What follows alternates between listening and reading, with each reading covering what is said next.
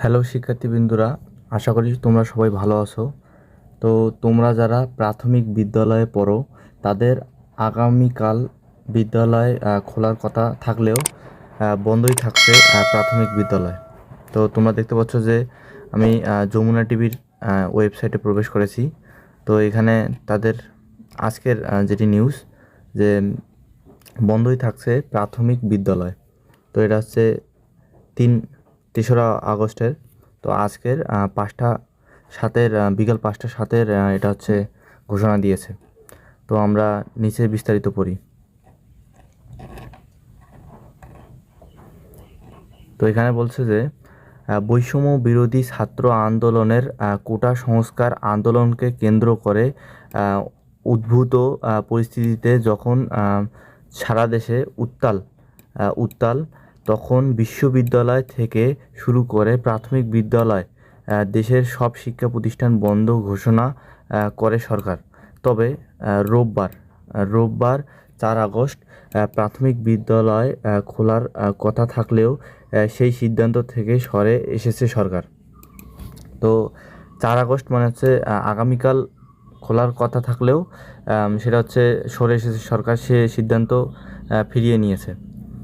তো শনিবার 3রা আগস্ট গণমাধ্যমকে পাঠানো প্রাথমিক ও গণশিক্ষা সচিব ফরিদ আহমেদ স্বাক্ষরিত এক বিজ্ঞপ্তিতে এই তথ্য জানানো হয়।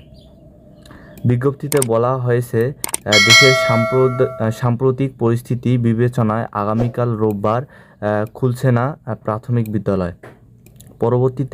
পরবর্তীতে নির্দেশ না দেওয়া পর্যন্ত সরকারি প্রাথমিক বিদ্যালয় বন্ধ থাকবে। তো হচ্ছে কবে খুলবে পরবর্তীতে সে নির্দেশ জানিয়ে দেওয়া হবে। তো উল্লেখ্য গত 31 জুলাই 12টি সিটি কর্পোরেশন ও নরসিংদী পৌরসভা ছাড়া সব প্রাথমিক বিদ্যালয় খোলার ঘোষণা দেয় সরকার।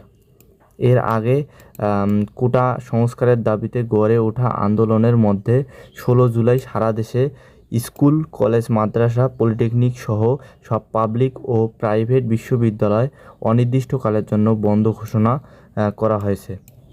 তো এই ছিল হচ্ছে যমুনা টিভির নোটিশ যে প্রাথমিক বিদ্যালয় বন্ধই থাকছে।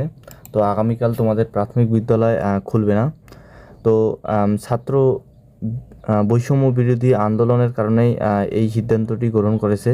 তো আন্দোলন যতদিন পর্যন্ত না থামছে তো তোমাদের হচ্ছে স্কুলগুলো না খোলার সিদ্ধান্ত নিয়েছে তোমাদের সুরক্ষার জন্য। তো পরবর্তীতে আমরা জানিয়ে দেবো যদি কোনো নোটিশ আসে। তো ভিডিওটি ভালো লাগলে অবশ্যই চ্যানেলটিকে সাবস্ক্রাইব করবে এবং নোটিফিকেশন পাওয়ার জন্য বেল বাটনটি অন করে দেবে। ধন্যবাদ।